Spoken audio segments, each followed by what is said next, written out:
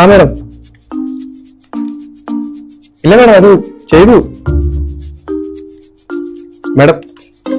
ഓഹ്, ഇതെന്തോന്ന് radio. Hello. ആ ആ കേൾക്കാം കേൾക്കാം. ആ ഓ ശരി മാം, ശരി മാം.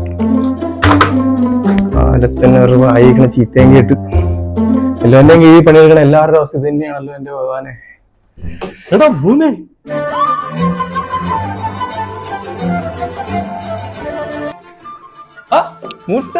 വാ വാ, എന്താ ഇവിടെ? അതല്ല, ഞാൻ വൈകിന്റെ ബന്ധുവിന്റെ കല്യാണത്തിന് ഇവിടെ എറണാകുളത്ത് വന്നതാ. അപ്പൊ നിനക്ക് സർപ്രൈസ് ആവാന്ന് വിചാരിച്ചു. പിന്നെ എന്തുണ്ടൊക്കെ വിശേഷം?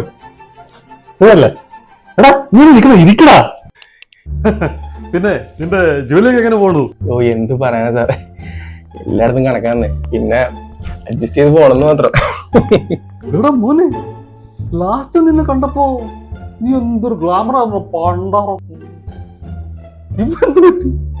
നിന്റെ ഗേൾഫ്രണ്ട്സ് എല്ലാം തേച്ചിട്ട് പോയോ? അതോ ചീറ്റക്കുടിയൊന്നും ഇല്ലേ? പിന്നെ സാറേ അതൊന്നുമല്ല സാറേ, ഭയങ്കര സ്ട്രെസ്സൊക്കെയാണ്. എനിക്ക് അറിഞ്ഞൂടാ എന്താ പറ്റി. എടാ മോനെ, ഇതെന്താ നിന്റെ മുടിയെല്ലാം പോകുന്നുണ്ടോ?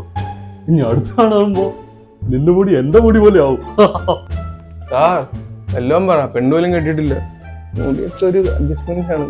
ആ എനിക്കറിഞ്ഞ വീട്ടിലൊന്നും അങ്ങനെ ഇതൊന്നുമില്ല. പിന്നെ ഇത് എന്താണോ, ഞാൻ പിന്നെ അതിനെപ്പറ്റി ഒന്നും കെയർ ചെയ്യാറില്ല സാറേ. പിന്നെ വെച്ചാൽ പറഞ്ഞില്ലേ, ഒന്നിനൊരു ഇതില്ലാത്തോണ്ടാണ്.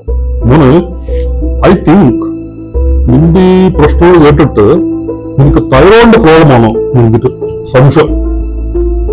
തൈറോയിഡാ? കാരണം എന്റെ ഓഫീസിൽ ഒരു സ്റ്റാഫിന് ഇതേ ഇഷ്യൂസ് ഉണ്ടായിരുന്നു.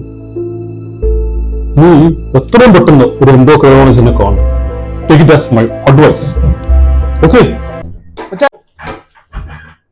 പക്ഷേ ഗസ്റ്റ് ഉണ്ട്, ഞാൻ വരാം. ദീപു ക്യാൻറ്റീനിലുണ്ടോ? Okay okay.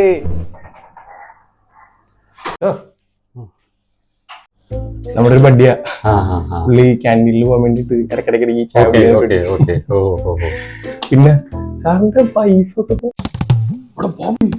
അവിടെ കീഴെ വെയിറ്റിംഗ് ഒരു മാറ്റമില്ലല്ലേ? നിനക്ക് ഇതൊക്കെ പറയാം, ഇതൊക്കെ ഒരു അഡ്ജസ്റ്റ്മെന്റാ. ഞാൻ പോട്ടെ കേട്ടോ. പിന്നെ അവിടെ ചെന്നിട്ട് ഡോക്ടർ എന്താ പറഞ്ഞത് വിളിച്ച് പറഞ്ഞേ. വിളിക്കാം. ഓക്കെടാ, കാണാം. അപ്പോ എൻഡോക്രൈനോളജി.